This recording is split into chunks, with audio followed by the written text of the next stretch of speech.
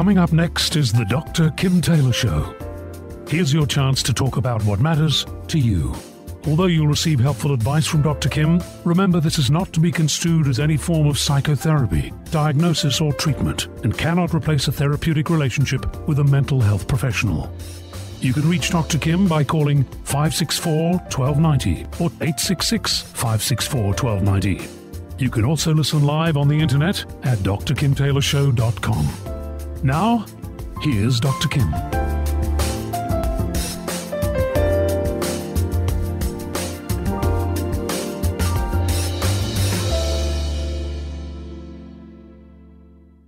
Do you consider yourself a positive person or a negative person? In other words, do you see the glass as half full or half empty? Do you know that the way we see our world and the filter we use to determine what we will focus on determines ultimately how we feel? Think about all the time that we spend dwelling on the negative aspects of our life or our negative emotions, whether it's the critical voice in our own head or the constant input that we are receiving from outside sources. How we filter this information is going to determine our mood and, again, our overall health and well-being in the long run. So you might ask yourself the question, why is it so much easier to focus on the negative instead of the positive? And do the negative emotions hold any value to us? And can we figure out what their meaning is so that we might use them more constructively and then be able to shift to the feelings and thoughts that are more positive and helpful to our mental health? What I do know is that we have the capacity to choose how we think about things and what we focus on. You may not think that you do, but make no mistake, we choose the negative thoughts just as we can also choose to see the positive. So today my guest is Dr. Judith Orloff. She's a psychiatrist and author of Emotional Freedom, How to Liberate Yourself from Negative Emotions and Transform Your Life. Her book is a very insightful book, and it really helps you to transform your own negative thoughts and feelings in order to clearly see how you may be tending to reside in the negative and what kind of effects that this kind of thinking is going to have on your life. So if you're stressed out or discouraged, feeling overwhelmed with your negative thoughts, or if you're full of anxiety and fear and frustration, or even depression, and you want to have a better life, then stay tuned as we talk to Dr. Judith Orloff about how to transform your life and be emotionally free. Now, of course, if you would like to call in, please call at 805-564-1290 or email me your questions at drkim@drkimtaylorshow.com. So stay with me. I'll be right back with my guest. I'm Dr. Kim Taylor, and you're listening to the Dr. Kim Taylor Show here at KZSB AM 1290. You are listening to Dr. Kim Taylor on KZSB AM 1290. Today, my guest is psychiatrist and author Dr. Judith Orloff, and we're talking about her book, Emotional Freedom. It's about how you can liberate yourself from negative emotions and learn to transform your life. Welcome to the program. Thank you. I'm happy to be on. This is a very exciting prospect, to really be able to change our emotions and to transform our life. So, in your own words, what does emotional freedom mean? Well, I wrote Emotional Freedom because I wanted people to experience the kind of liberation from the obsession of negative thoughts and obsessive thinking and catastrophizing and stressing themselves out, and learning how to transform the more difficult emotions into more positive ones. And that is emotional freedom. It's really being aware of your emotions and looking at all emotions as a spiritual learning ground. That every emotion you ever feel as a human being is there to teach you something. And when you look at it that way, instead of pushing them out or repressing them, and looking at emotions as teachers, but at the same time making a commitment not to lead a fear-driven life, it's very different. One of the things that you talk about in your book is that we also then need to work with our negative emotions. And you talk about that often, rather than collapsing into them, that we should use them to help us grow in a spiritual way. Can you speak a little more about that? Because I think for most, we would love to have our good feelings, but people tend to be very afraid or very shut off from the negative ones. Yeah, that's difficult because there's so many feelings that each person has, and when you begin to embrace them all, then you can really learn from them and free yourself from the negative ones. Otherwise, like in the book, I talk about recurring nightmares, which are lessons to really help us grow, as I see it. But if you have a nightmare, let's say that you're being chased by a malevolent pursuer, and then you wake up, like many of my patients do, and say, oh, it's only a dream, and then not really want to work on the material, then that dream will recur. And so the gift of the negative emotions or the nightmares is that it awakens you to where you're anxious or what you're afraid of, so you can heal it. The emotional freedom is about healing. And if you look at your emotions as spiritual teachers to help you heal, and then you won't be plagued by fear all the time. I mean, can you imagine what life would be like? If you didn't have that obsessive thinking, or you weren't afraid or insecure, that you were able to feel a lightness of being. Well, that's what I'm trying to teach people in the book. And when you achieve emotional freedom, and it's ongoing, you never reach a total endpoint, because it's, in my life, it's an ongoing process, probably till I pass over. But more and more, you get a handle on what's going on inside in terms of emotions, and you could work with them better when they come up. What I also did note within your book is that you talk about that if we don't find a way to free ourselves from these negative feelings, that they're actually going to disrupt our sense of calmness or compassion, or they're going to destroy our relationships, but they're really going to distance you from feeling any kind of joy in the world, right? I think so, because they tend to consume people, in terms of being consumed by fear or panic, anxiety, hopelessness, frustration. And there's one chapter in the book, Transforming Frustration with Patience. And that chapter is an example of how you can take a frustrating situation, whatever it may be, and there are plenty of them, like standing in a line and waiting in a line. You can do it from a whole different standpoint, with a patient attitude, lighthearted attitude, instead of bearing down, being anxious and being frustrated. Not only good for you to learn that patience, it's amazing for the energy of the line, that it keeps the line moving rather than getting it clogged up. You were talking about a lot of work then that you really need to do to deal with these negative feelings. So what is the outcome of doing all of that? Because we are going to get into the work of doing it. That if we could do this, what would be the outcome? You'll be younger. You'll be less stressed out. You'll be more lighthearted. You won't have as many negative thoughts, and you'll just feel better. Your mind, body, and spirit will be more aligned and more joyous. Okay, so that really proves that holding on to all this negativity really keeps us from living that kind of life that we all really want. Oh, it definitely does. And what I've seen with my patients and my workshop participants is that, when they bravely deal with what life hands them, whether they're frustrated, whether they're depressed, there's a chapter on transforming anxiety with inner calm. No matter what it is, once they learn the skills, such as learning how to calm yourself amidst chaos, that's a huge skill. Learning how to calm yourself when you're anxious and bring your energy back to center. Once they learn that, then it's like a victory, because they're not plagued by, horrible anxieties or depressions or fears.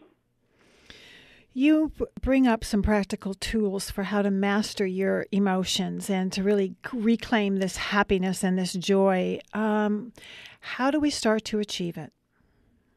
Well, it depends what emotion you're dealing with. When you're reading Emotional Freedom, you could go right to the chapter that addresses your emotion that you're dealing with. For instance, if you're anxious, you can go straight to how to transform anxiety with inner calm.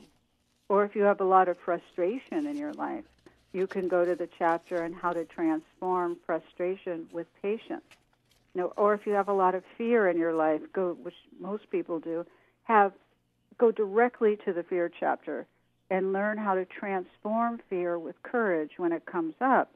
But a tool for dealing with fear is to, number one, list your top 5 fears so that then you could begin to heal them. You need to know what they are before you can transform them and find emotional freedom. And so let's say you have a fear of intimacy, or a fear of success, or a fear of poor health. Whatever it is, just list them so you know what you're dealing with. And in the book, I talk about how to tell the difference between fear and intuition. As intuition is basic to how I practice psychiatry, and it's basic to my philosophy, in that I believe as a physician that it's so important to integrate the analytic mind with intuition, or our inner voice, our gut feelings. And so the difference between fear and intuition is that intuition is usually very compassionate or even neutral, whereas fear has a very high emotional charge. So, like if you're dating, let's say you're dating, and you keep feeling that every person is wrong for you, or that they're not right, or they're red flags, you have to ask yourself, is this a fear of intimacy, or is this your intuition talking? And so part of emotional freedom means learning to really trust what your gut says and follow that, deeply.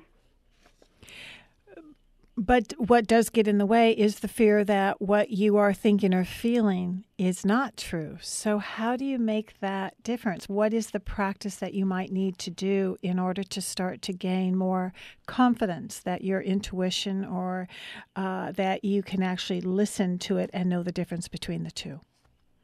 Well, in the fear chapter, I teach people how to understand their intuitive yeses and their intuitive nos. That's really important. An intuitive yes, if you ask yourself a question, and this is an exercise I give many of my patients, and in the book I really stress this, is you ask a question. For instance, how can I improve my career? And then you tune in and you get an answer. For instance, is this job right for me? And then tune in, do I get an intuitive yes, or do I get an intuitive no? An intuitive yes is there's energy there, it's positive, things are moving forward, you have a feeling of comfortableness and even deja vu sometimes that you're meant to do something. Whereas an intuitive no is, it feels like you're pushing things, it feels tight, contracted, or you start feeling ill. So it's important to really practice that and how to find intuitive yeses and intuitive nos, and that's in the fear chapter of emotional freedom.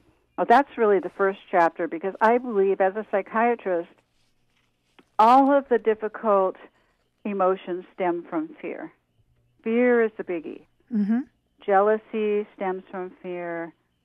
Frustration, depression. Perfectionism. Say again? Perfectionism. It's all fear-based, right? Yeah, it's fear-based. Mm-hmm.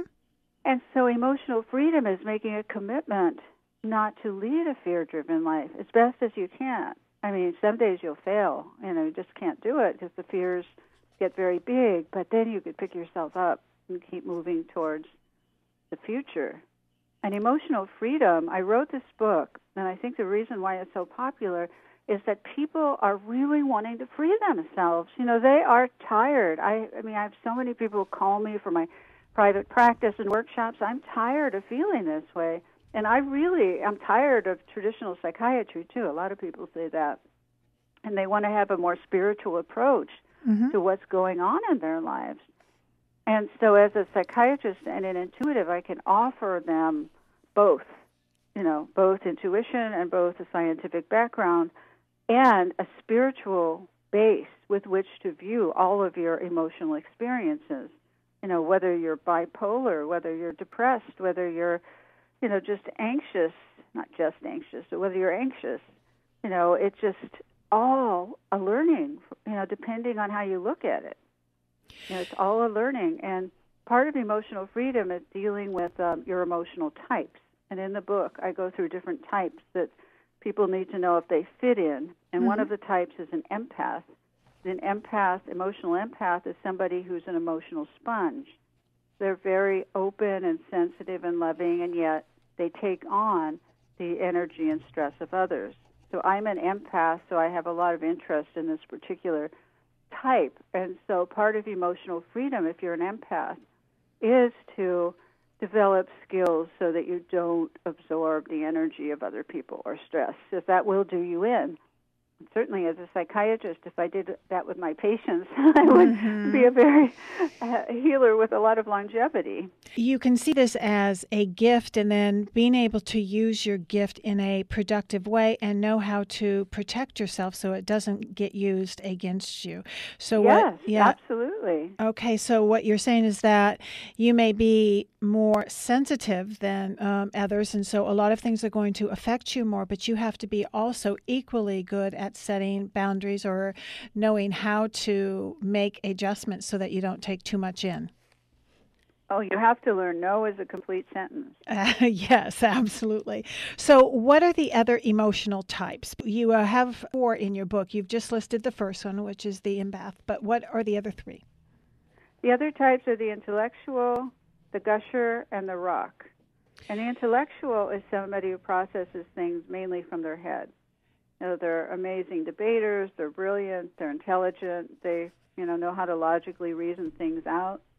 But the downside is that they may not be in their body and lose touch with their intuition. So in the book, I go through the emotional type, the upside of it, and then the parts they need to balance. And then the gusher is somebody who's very in touch with his or her emotions and expresses them readily. But the problem is they can give too much information and overshare. Mm-hmm. So, they'll corner you in a supermarket and tell you their life story and will feel better afterwards, and you'll be a wreck having listened to it. Right. Okay. And then the last one is the rock. What is the rock? The rock is somebody who's strong and steady and always there for you and for themselves, very dependable, but the downside is they may lack passion and connection to their own sensuality. And so the balance for this part is to reignite the passion of the rock so that they're not considered boring. So a lot of couples, if they have a rock partner, they appreciate the dependability, but they want more passion. All right, so it makes sense that you really need to be able to understand your own emotional type, because that is going to help you to then discern what your strengths are and what your weaknesses are and how you can find a better balance with that. Exactly. All right, we do need to take a quick break. I'm here with Dr. Judith Orloff, and we'll be right back after this short break. I'm Dr. Kim Taylor, and you're listening to KZSB, AM 1290. You are listening to Dr. Kim Taylor on KZSB AM 1290.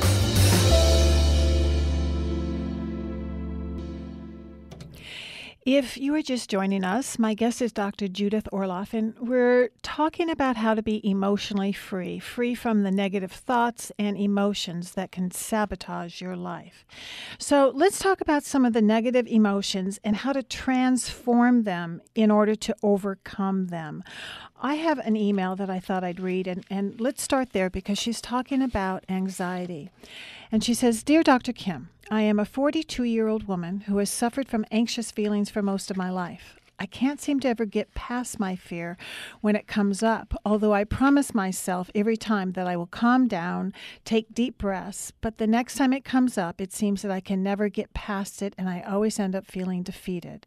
What can I do to be fearless in my life, and how do I find that inner calm? Because this is ruining my life." It's from Susan. So what are the first steps that she might take? Well, the first step she can definitely take is read the chapter in Emotional Freedom on transforming anxiety into inner calm. Mm-hmm. Because there are numerous techniques that she can use. And one of the techniques involves an energetic technique that she probably isn't using, that I share with all my patients who have anxiety. Or the minute she senses the anxiety is about to build, put your hand over your heart chakra and begin to feel unconditional love for yourself. And that the heart chakra is in the center of the chest, and it's an energy center there. And what you do is put your hand over your heart and take a few deep breaths and picture something really loving and peaceful. At the same time, opening up your heart chakra, because that energy in your heart feels calming, warm and fuzzy, very secure. It's literal energy that I teach all my anxiety patients to work with and open their heart chakra so they can go anywhere then. And the minute anxiety starts to hit, you can put your hand over your heart. And mothers do this with their children, and they pat their child's chest, their heart chakra. It's very, very calming. So that's one thing that she can do. And then another thing is to develop a meditation practice so that she can regularly get in the habit of sitting quietly and reprogramming, resetting her body to that sense of calm when she's not feeling anxious. So that she can start with the 3-minute meditation in the book, the 3-minute heart meditation every day. And that's all you need to do to start out. You don't have to meditate for 45 minutes. And just start out with breathing and centering and focusing on something really beautiful and loving, and sitting there for 3 minutes at a sacred space where you can have candles and incense and an altar and just your place to sit and contact the sacred. And that will program her body to calm down more. It sounds like she has anxiety, it hits, and she determines in her mind she doesn't want to react to it, but yet it's stronger than her. And you can't wait until the moment it hits to just try and turn it off with your mind. It's not usually that simple. Right. But if you program your body to find that state of calm, then that can be extremely helpful to break the whole cycle quickly. So part of the meditation practice is to be able to do something while you're not anxious and get into the practice of being able to calm yourself. But right, exactly. That's a skill for emotional freedom that I stress in the book over and over and over again. And it's part of my own practice every day, is to meditate and to calm myself down. And when life, frustrates you or throws you into a tizzy, learning how to center yourself over and over and over. But that's a skill of emotional freedom.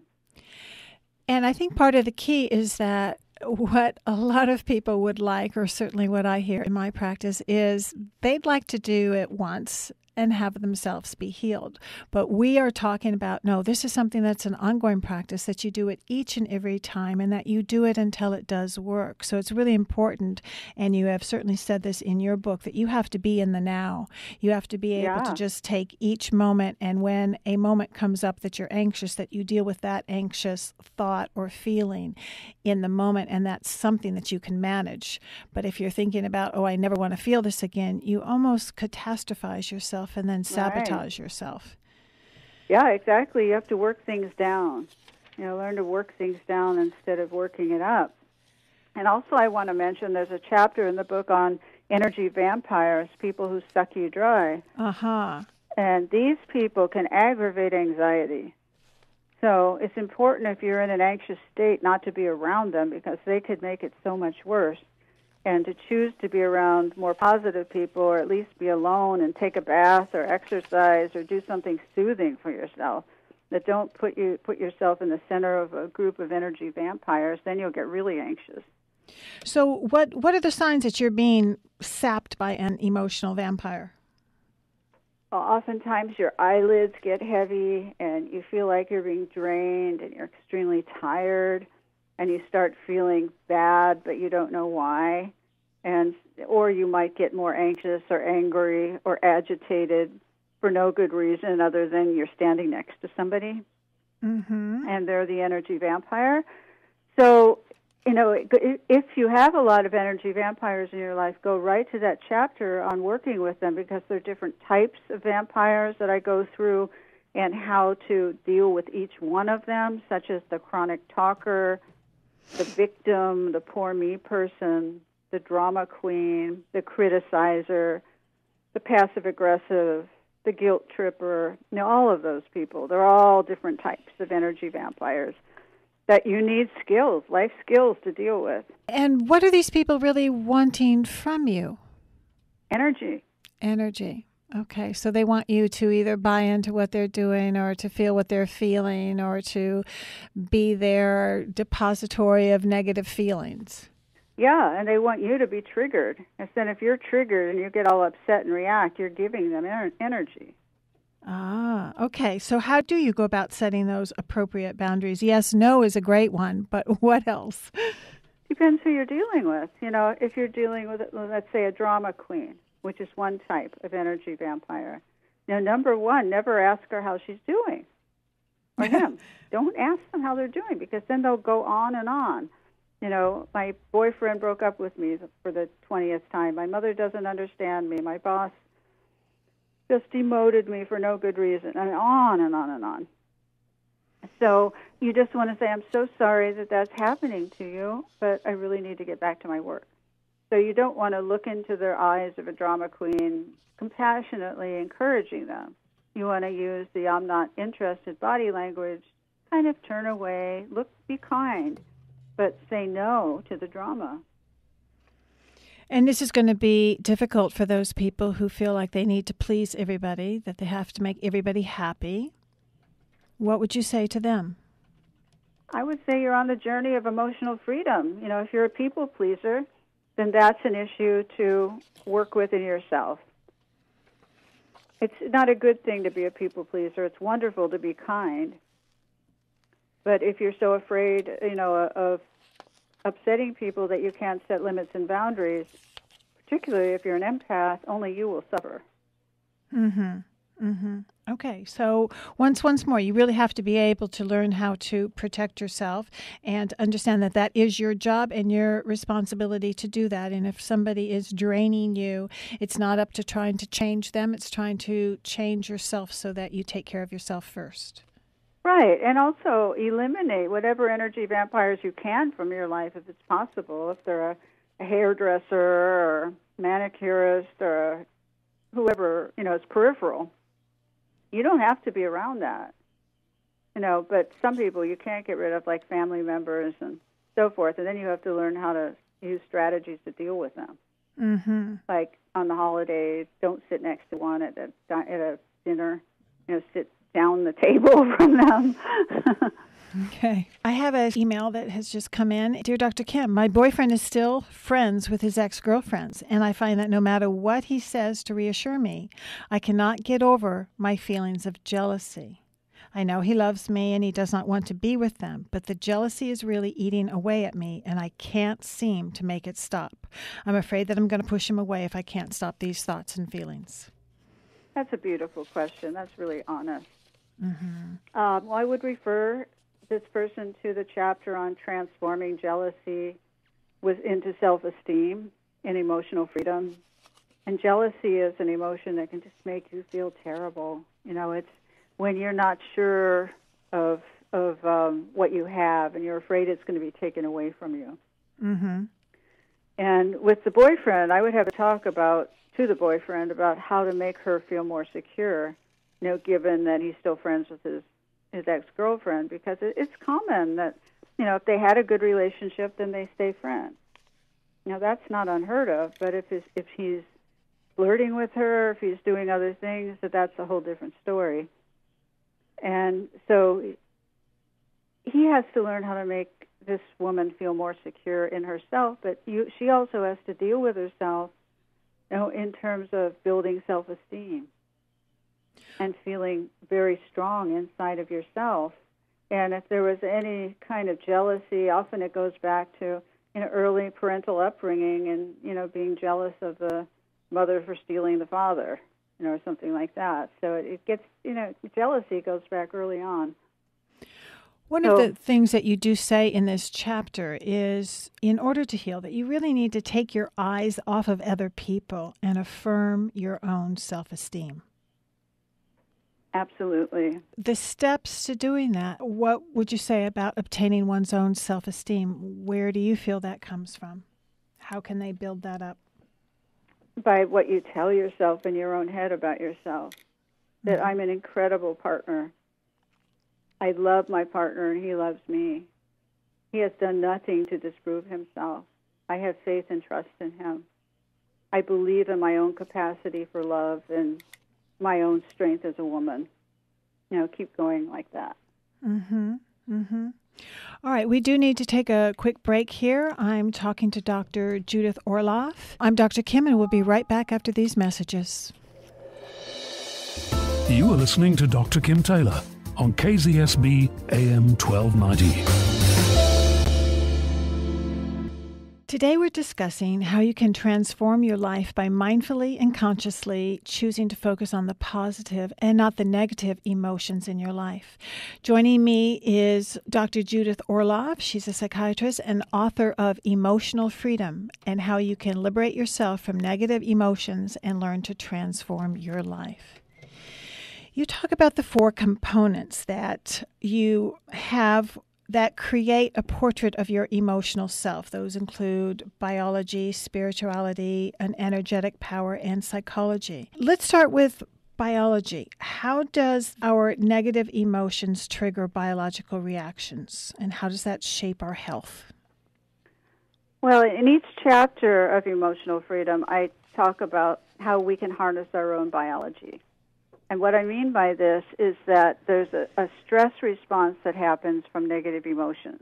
When you feel a lot of fear, when you feel a lot of anxiety, your stress hormones skyrocket. And adrenaline and cortisol go through the roof. And if you have chronic anxiety and negative thoughts, it's a slow burn. And what that does is that it increases aging, decreases immunity, and causes all kinds of physical problems in terms of high blood pressure, stomach acid, tight muscles, and many more that I talk about in the book. And so the goal is to, when that stress response starts going, is to counter it with the relaxation response by creating endorphins in your system, the painkillers, the blissful neurochemicals that come from meditation, it comes from exercise, it comes from positive thinking, comes from going out in nature and walking and being kind to yourself, positive affirmations. All of that gets the endorphins going, and sex also does it.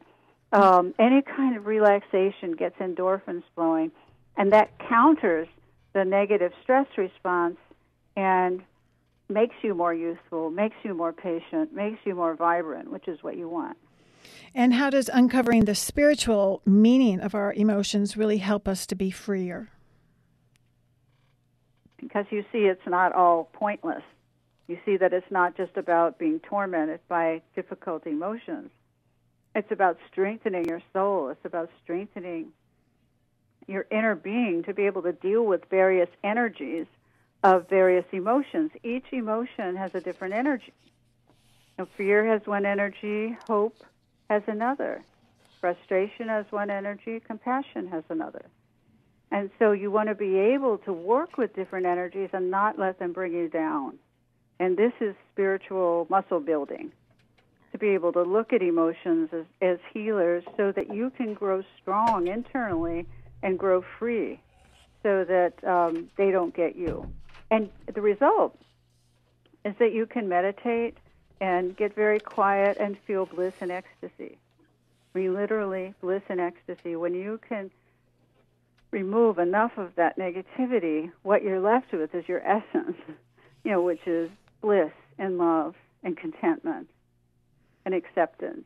All of that. That's at your core.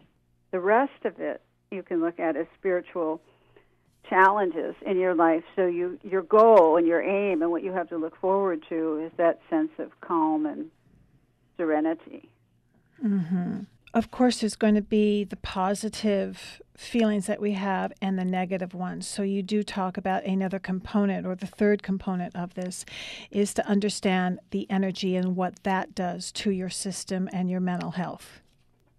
Right. For instance, if you're around a lot of energy vampires, that's going to be sucking your energy dry.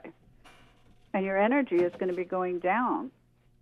And it's not just your physical energy, in the book I talk about that we're made up of energy fields, where we have something called qi, what acupuncturists, Chinese medical practitioners call qi or prana, running through our body.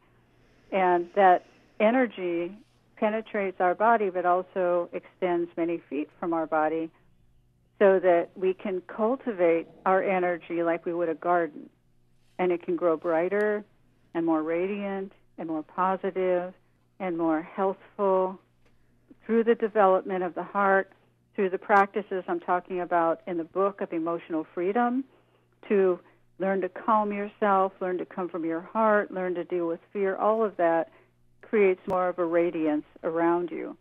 And when you don't do that, what you give off is fear, or what you give off is worry or misery or frustration. And so there's the whole energetic principle of who you are is what you attract. Mm-hmm.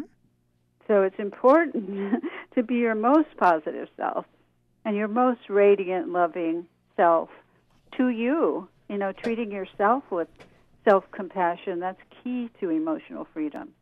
And also treating others, even the difficult ones, with as much understanding as you can. I mean, not letting yourself be abused by them, but, you know, not being too overly harsh on people. People are usually doing the best they can.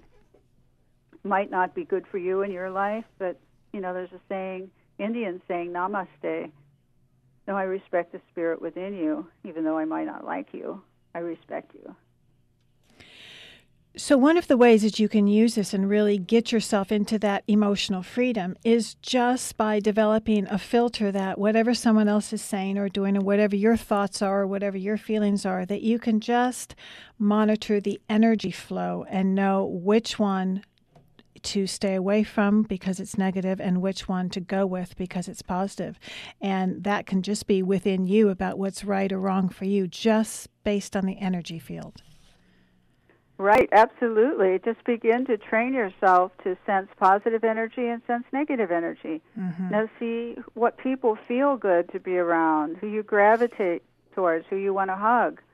Now versus the energy vampires you want to take a few steps away from, to get away from them. Mm-hmm. Because your body doesn't like them.